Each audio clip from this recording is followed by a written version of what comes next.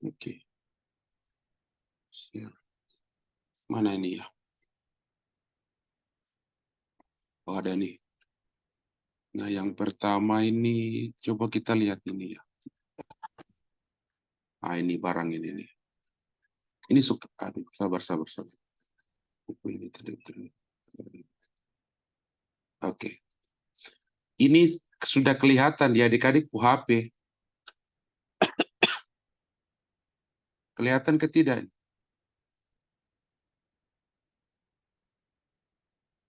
Halo, selamat siang. Adik-adik dengar Iya, kakak Bapak. suara? Yang Ah ya, kelihatan ke tidak ini? Kelihatan Bapak, kelihatan. kelihatan, Bapak. Oke. Materinya belum kelihatan, Bapak. Di kopu HP belum. Kelihatan Bapak. Kalau Oh. materinya belum, Bapak. Belum kelihatan, Bapak. Cuma filenya aja, Bapak. Tunjukkan. File PDF ini toh? Apa namanya nih? Kok ini lagi? Sabar. Close ini. Yang ini belum kah? Tulisan analisis pengaruh jumlah penduduk ini. Belum, Bapak. Oh, belum kah? Sabar ya, saya close dulu. Close dulu sudah. Masa sih?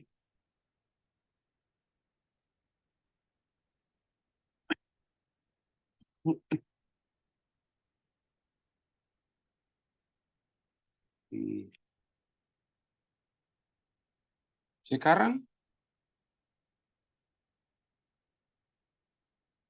sudah ke tidak? Sudah, Bapak. Sudah kelihatan. Sayanya yang tidak kelihatan toh? Iya, cuma materinya aja yang kelihatan, Bapak. Oke. Baik, nah ini. Nah, nanti ada 3 file ya. Yang ini yang pertama bahwa kakak random saja download salah satu jurnal ini. Kakak tidak lihat jurnal ini terakreditasi atau tidak.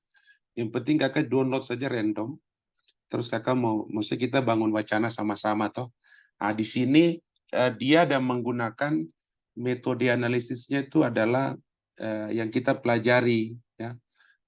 Maksud kakak bahwa adik-adik ada gambaran bahwa kita kuliah ekonometrik kemarin banyak rumus, banyak teori, banyak kita menggunakan aplikasi kan. Tapi kan kadang orang berpikir bahwa yang saya pelajari ini manfaatnya yang jelas ini seperti apa. Kadang ada kakak dapat mahasiswa seperti itu ya di semester lalu. Dia dalam artian dia berpikir bahwa mungkin apakah teori ini benar saya bisa aplikasikan ke tidak ya. Nah, sehingga pikiran saya bahwa waktu kita pelajari apa yang disampaikan oleh Pak Dr. Yundi ya, terus kakak sendiri ada sampaikan beberapa hal kan terkait simulasi ya, menggunakan aplikasi, terus ada Excel-nya. Nah, di sini itu secara teori. Nah, ternyata pengaplikasiannya ada dalam artian kehidupan sehari-hari ada, ini orang ada nulis ya. Nah, persoalan dengan kebutuhannya adik-adik bahwa adik-adik akan menggunakan regresi itu entah nanti deskripsi atau tidak, itu persoalan lain, persoalan adik-adik. Nah, namun di sini ada beberapa tulisan yang secara sederhana sudah dipublikasi gitu ya. Salah satunya ini ya. Jadi adik-adik harus pahami bahwa yang kakak maksud bahwa adik-adik tahu secara teori, adik-adik juga mengenal, minimal mengenal ya. Lebih baik memahami juga bahwa oh ternyata regresi yang kamu pelajari itu orang lain di luar kita ini juga mereka belajar hal yang sama. Jadi adik-adik mau belajar, kita pelajari regresi linear ini, mau kuliah di Universitas Indonesia atau dimanapun juga mempelajari hal yang sama. Yang membedakan begini, ada mahasiswa yang mempelajari hal itu terus dia terapkan. Ada mahasiswa yang dia belajar itu, tapi dia tidak bisa terapkan. Nah, ini yang membedakan beberapa orang dengan beberapa orang yang lain. Ya. Nah, ini kakak tunjukkan di luar. Ya. Nah, di dalam lingkungan kita juga banyak orang yang menulis itu. Kakak juga ada, nanti kalau tulisan kakak di Bapenas sudah terbit, nanti kakak sosialisasikan apa yang kakak tulis itu. Sama, yang kakak pelajari itu, yang kakak ajarin ke adik-adik, itu yang kakak juga menulis. Sehingga adik-adik juga harus termotivasi bahwa yang kita belajar ini bukan hal yang hanya teori, setelah itu yang penting dapat nilai ya sudah. Tidak seperti itu ya. Saya harap adik-adik tidak seperti itu. Nah, di sini ada satu tulisan sederhana, menurut saya sangat sederhana. Saya rasa adik-adik tidak boleh menulis, ini bagus ya, tapi menurut hemat saya adik-adik bisa, adik-adik dari Uncen ini bisa lebih baik dari tulisan ini. Yang ditulis dari mana ini? Ini si Nazroni Zuhandi, Efri Ayu Kartika Putri, Sari Agnisa. Saya rasa adik-adik akan menulis lebih baik, walaupun menggunakan metode yang sama. Ya, ini yang maksud kakak seperti itu, provokasi kakak. Walaupun kita pakai regresi sederhana sama, tapi tulisan kita harus jauh lebih baik, gitu ya. Kakak Puswara masih dengar? Masih dengar? Masih, Pak. Oke. Masih Bapak. Nah, di sini coba kita review sama-sama ya. Nah, jadi di sini yang paling penting bahwa adik-adik nanti punya skripsi itu sekitar 5 bab. Ya. Tapi kalau dirangkum bisa seminimal begini ya, minimal berapa halaman ini? Sedikit mungkin 5-10 halaman ya. Itu yang disebut dengan jurnal. Nah, ini juga kakak juga membiasakan adik-adik terbiasa dengan membaca jurnal ya. Kakak tahu teori dan tahu regresi banyak dari jurnal. Ya. Kalau kita baca buku banyak itu kan kadang 200 halaman kita baca agak sulit. Jadi kakak punya cara belajar itu, kakak baca jurnal, kalau ada hal yang tidak terlalu nampak di jurnal itu baru kakak konfirmasi ke buku.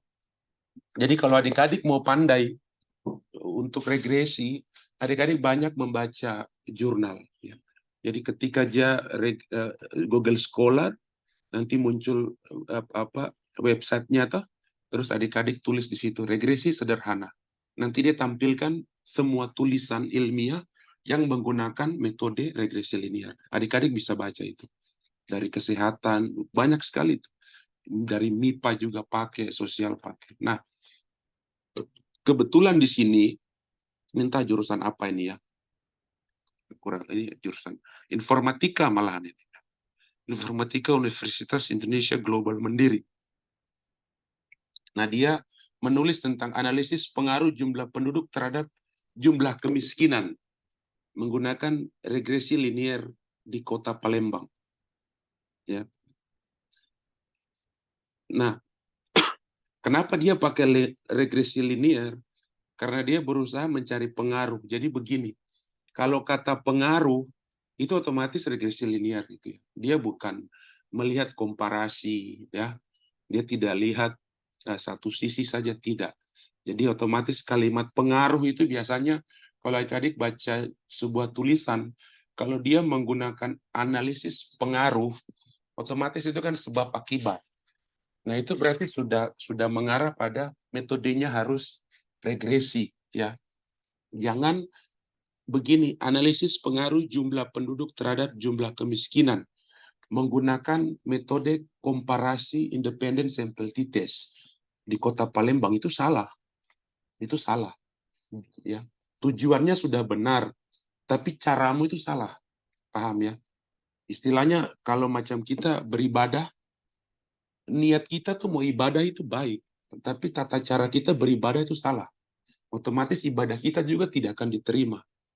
Sama juga dengan ini. Waktu kita mau, tujuan kita baik menemukan fakta ilmiah, niat kita tuh sudah baik, benar. Tapi tata cara kita menemukan itu salah. Ya. Itu banyak ya orang seperti itu. Ya, banyak. Kegagalan dia menafsirkan teori. Nah, ini adik-adik jangan ya. Kadang orang hebat sudah baca buku banyak, tapi dia gagal memilih hal mana yang terbaik untuk saya gunakan untuk hal tertentu. Itu juga adik-adik harus pelajari. Jadi yang pertama dalam ekonometrik itu adik-adik tahu, oh pakai model ini, model ini, model ini. Misalnya 3 model adik-adik paham. Komparasi misalnya yang pertama. regresi linear sederhana, regresi linear berganda. Kalau judulnya seperti ini, analisis pengaruh jumlah penduduk terhadap jumlah kemiskinan, otomatis yang tepat adalah regresi linear. Ya kan? Sederhana. Kalau dia regresi linear berganda, otomatis tata caranya salah jurnal ini. Metodenya salah. Otomatis kesimpulannya salah. Nah, inilah yang adik-adik harus pahami. Adik-adik tahu teori, tapi adik-adik juga harus tahu menggunakan. Nah, ini yang coba kita lihat ya. Kita coba lihat Nazori dengan teman-temannya nih menulis tentang penduduk dengan kemiskinan. Ya. Nah, ini ya. Pendahuluan ya. Ya, pembahasan ya. Nah, di sini ya. Di sini ini metodenya tidak ada nih, kalau tidak salah ini. Ya. Bab 1 langsung bab pembahasan. Langsung persamaan regresi ya, dia tidak sampaikan metodenya, tidak jadi masalah. Nah, di sini saya mungkin kakak sampaikan bahwa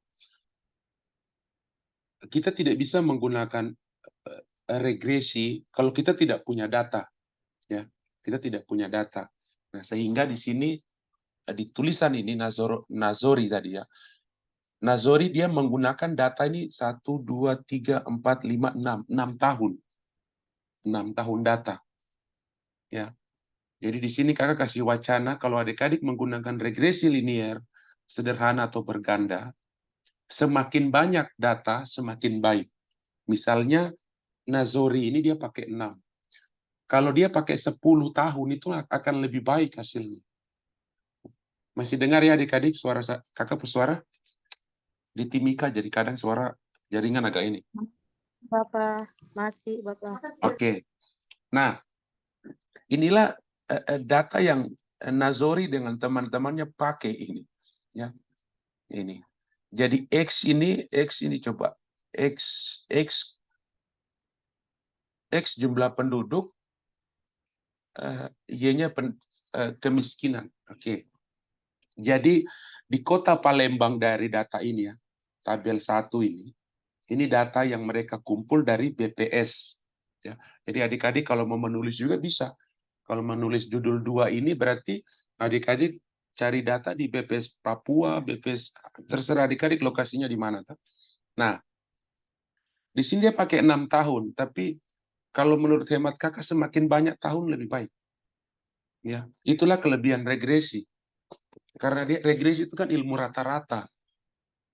Ya, kalau dia semakin sedikit, semakin banyak, semakin tahun itu sedikit, semakin sedikit fenomena yang kita tangkap itu saja. Ya, kalau fenomena itu baik, otomatis hasilnya baik. Padahal kan fenomena itu bisa fenomena buruk juga ada. Kalau misalnya dari tahun 2010 sampai 2015 ini ya, ini kan kepemimpinan bupati karena 6 tahun ya.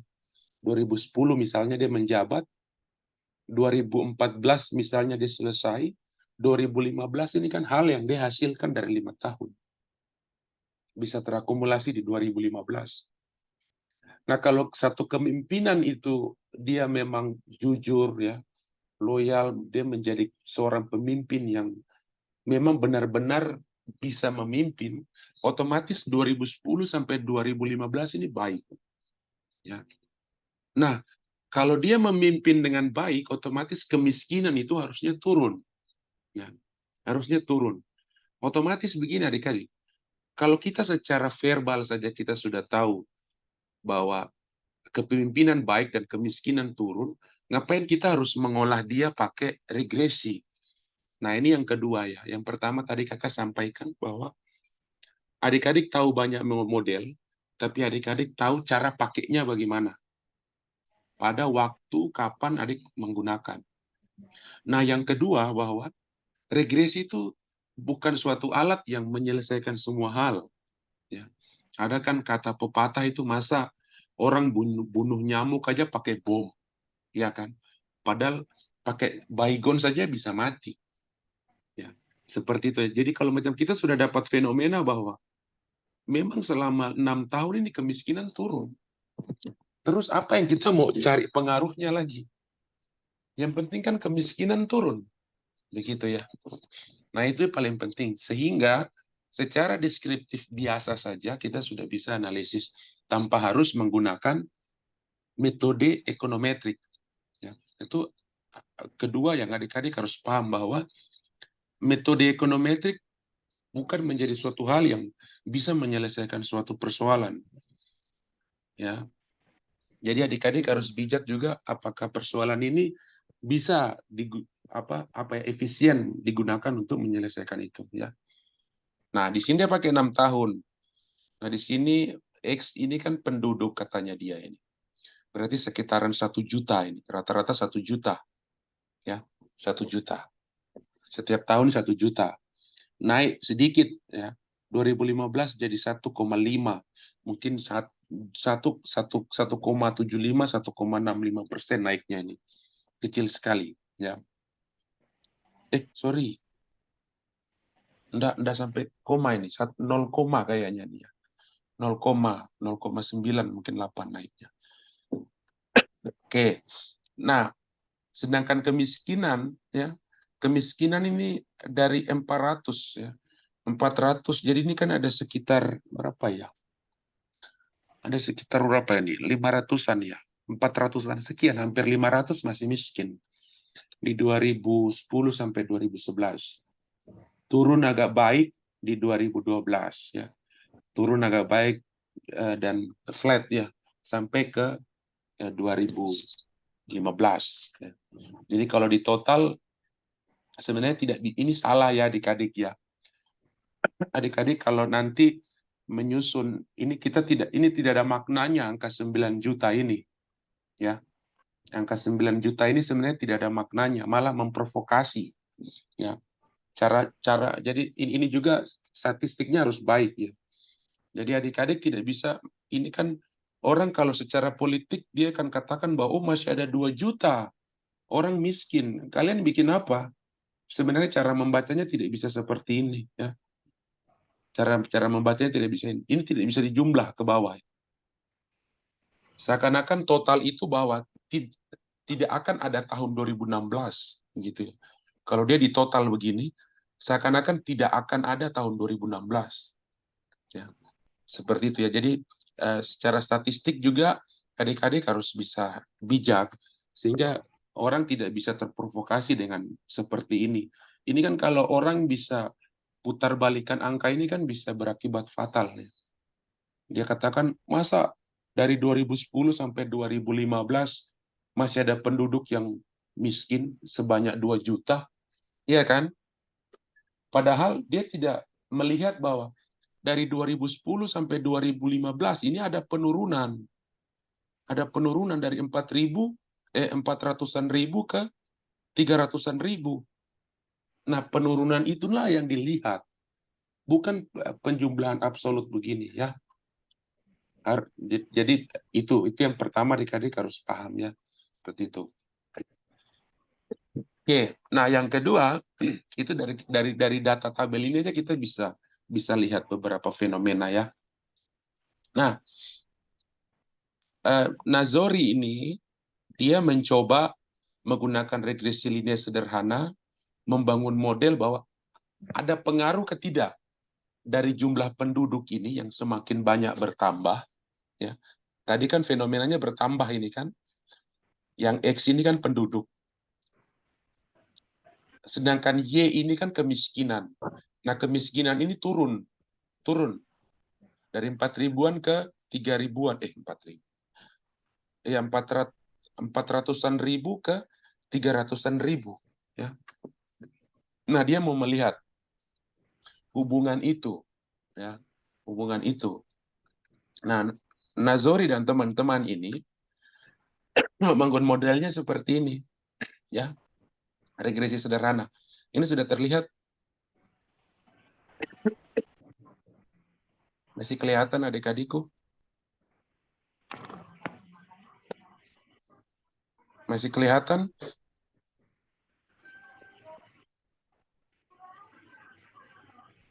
Masih kelihatan tidak? Masih Bapak. Masih Bapak. Oke. Nah, model ini yang dipakai ya. Y ini ya. Mereka menggunakan model ini ya. Y sama dengan A plus BX ya. Nah, di sini kan hanya model aljabar sederhana ya. Belum memunculkan model regresi ya, model regresi belum ya. Nah, seperti itu. Nah, ini ya. Ternyata dia ini hitung manual ya. Dia ini hitung manual. Dia tidak menggunakan alat.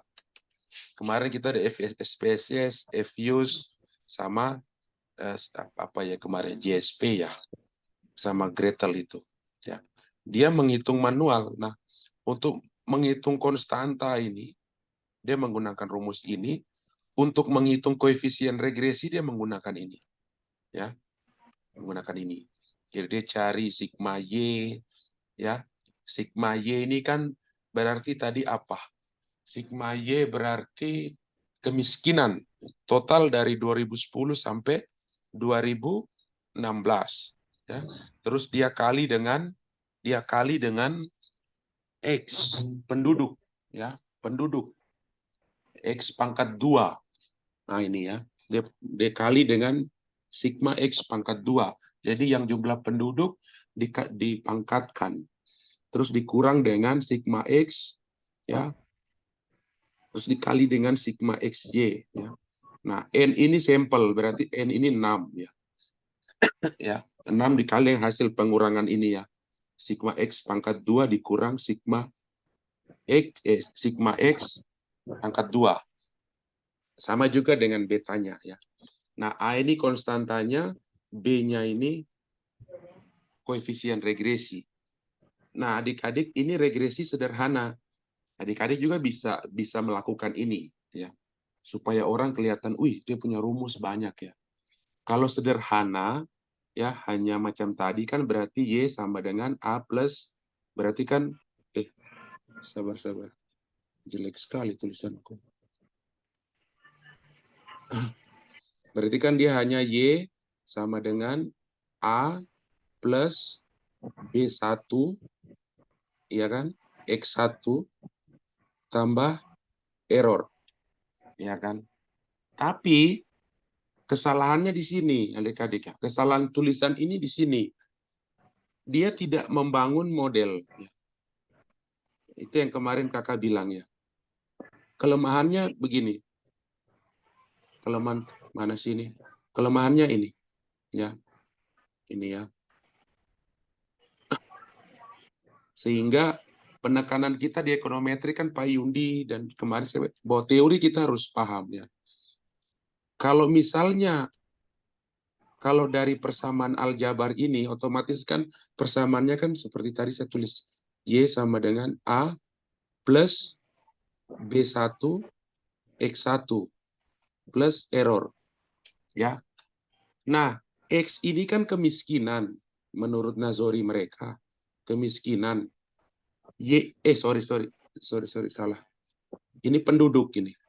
X ini penduduk. Y ini kemiskinan. Nah, teorinya bahwa mereka berpendapat bahwa semakin banyak penduduk, semakin banyak penduduk miskin. Iya kan? Kalau ini tandanya plus ini. Iya kan? Otomatis kan asumsinya bahwa semakin banyak penduduk, semakin banyak penduduk miskin. Padahal kalau kita lihat fenomenanya, semakin banyak penduduk, semakin sedikit itu penduduk miskin. Nah, di sini orang bisa bias. Apakah benar rumusnya Nazori dengan teman-teman ini, yang tadinya plus, ataukah pakai min? Y sama dengan A plus,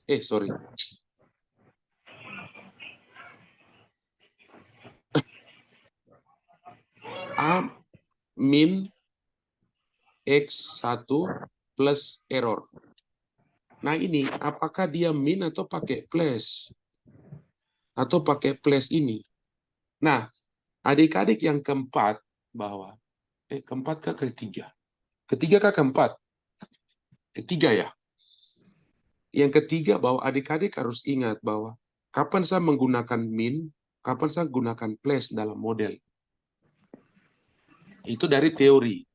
Apakah teorinya hubungan antara penduduk dan penduduk miskin itu positif atau negatif? Nah, itu tergantung teori ya, tergantung teori. Nah, ini belum jelas. Nah, adik-adik jangan memunculkan ketidakjelasan seperti ini. Siapa sih? Padam kok mic itu.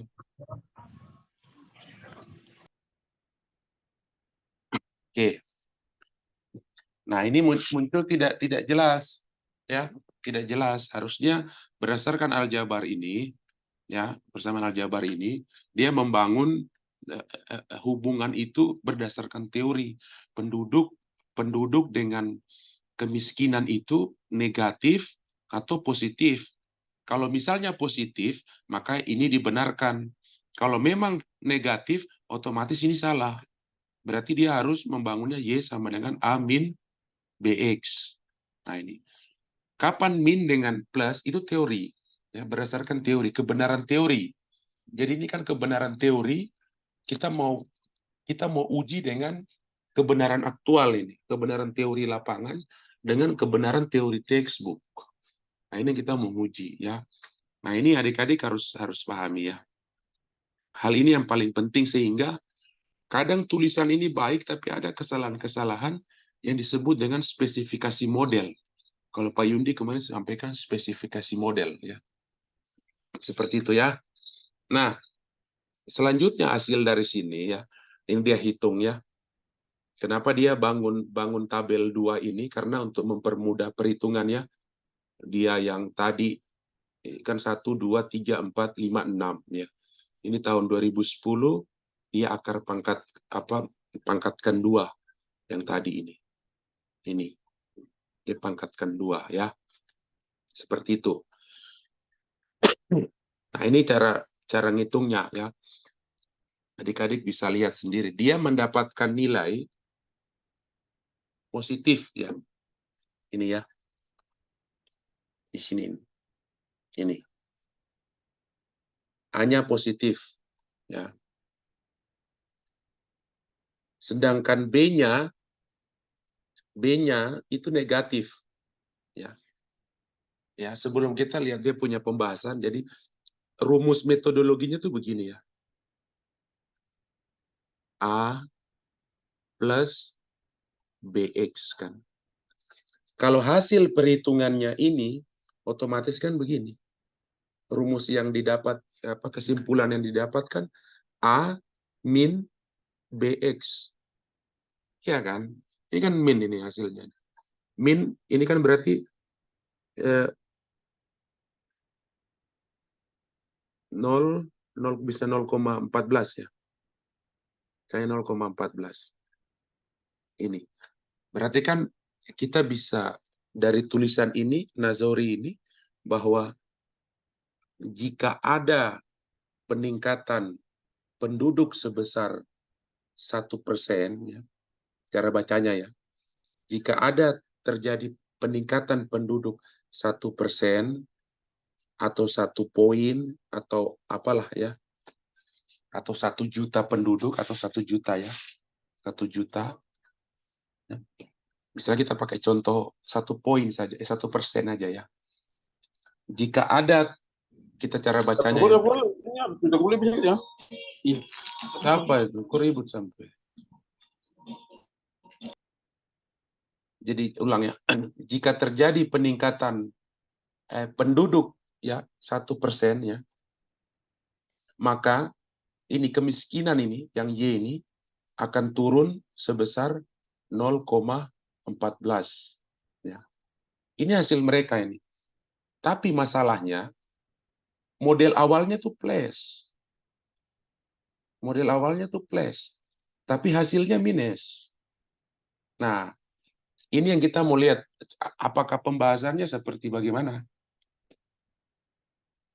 Ya. Coba kakak hapusin dulu ya. Ya, coba kita lihat pembahasannya. Nah ini. Nah ini kan. Nah ini hasilnya ada nih. Y sama dengan 0,398 min 14. Ya, min 14. Jadi tadi ya, kalau kita bisa bagikan dia biar angkanya 0, ya. 0,14 sekian ya. Bisa jadi begitu ya. Nah ini. Kalau kita mau bandingkan hasil dengan metodenya, bertolak belakang. Otomatis secara teori, dia katakan bahwa positif, penambahan penduduk akan berakibat tambahnya penduduk miskin, tapi setelah dia hitung, analisis, hasilnya berubah. Bahwa semakin tambah penduduk, semakin sedikit penduduk miskin. Nah, ya kan? Nah, ini kesimpulannya di bawah ini. Ya. Pertumbuhan penduduk dan lain-lain. Oke.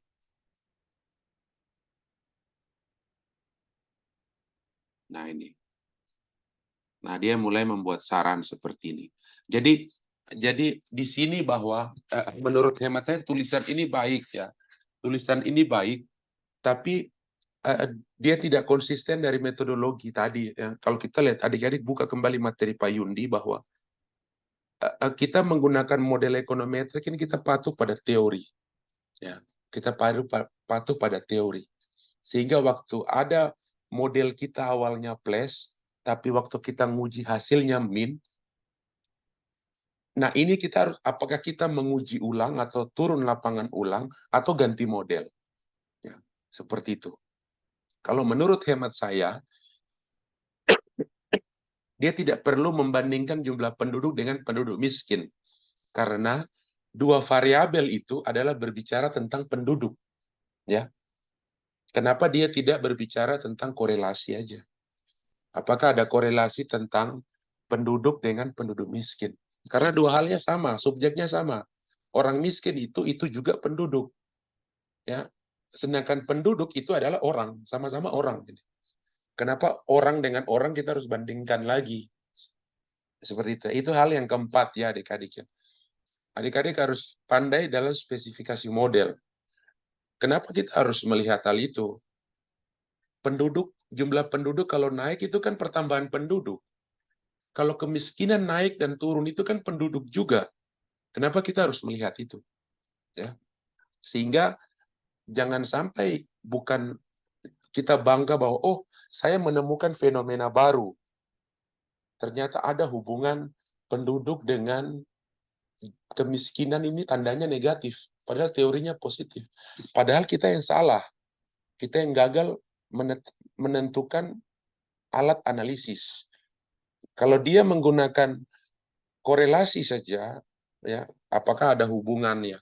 Hubungan jika ada penambahan penduduk terjadi penurunan ataukah sebaliknya? Dia akan menemukan fakta yang lebih baik dibandingkan menggunakan regresi sederhana. Ya, nah itu adik-adik ya.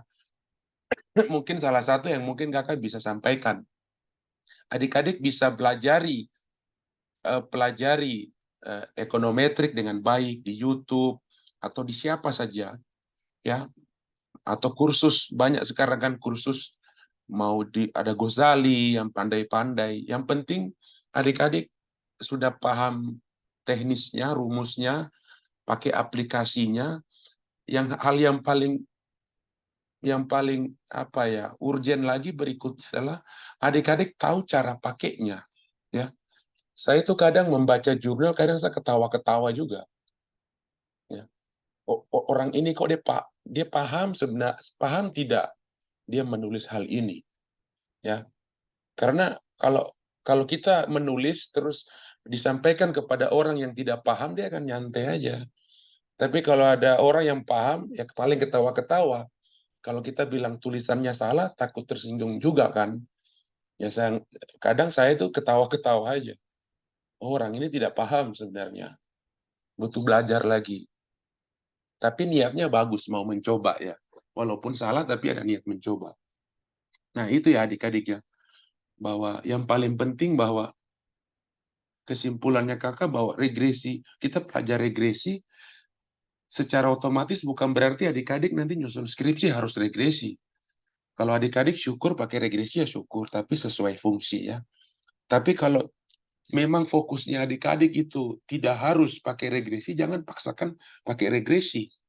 Ya, walaupun misalnya dosen pembimbing sampaikan, ini bagus ini, pakai regresi, bagus ini. Adik-adik bisa sampaikan bahwa, Pak, bagaimana kalau kita pakai ini? Saya kan tidak sejauh itu. Adik-adik punya hak untuk menyampaikan ke dosen pembimbing. Karena manusia, jangan sampai dosen pembimbingnya juga yang kurang paham juga. Ya, seperti itu ya adik-adik ya. Nah, ini nih bagus ini nih ada tulisannya ini. Tadi saya baru bilang.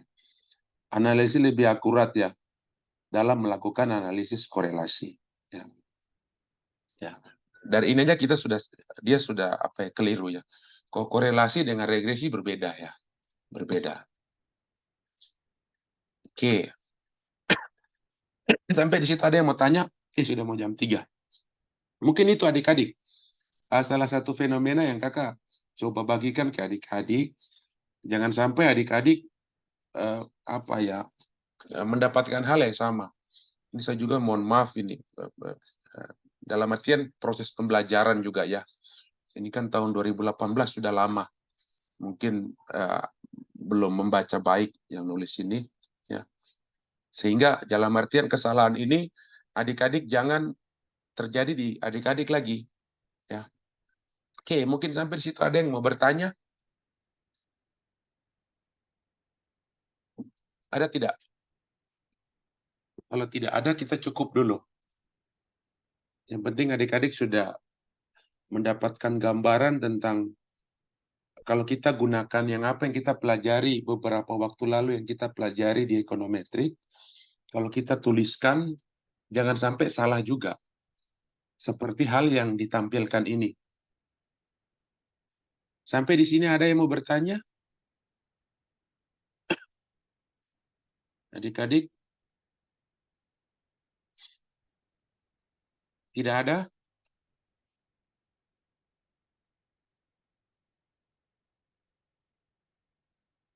Ada tidak?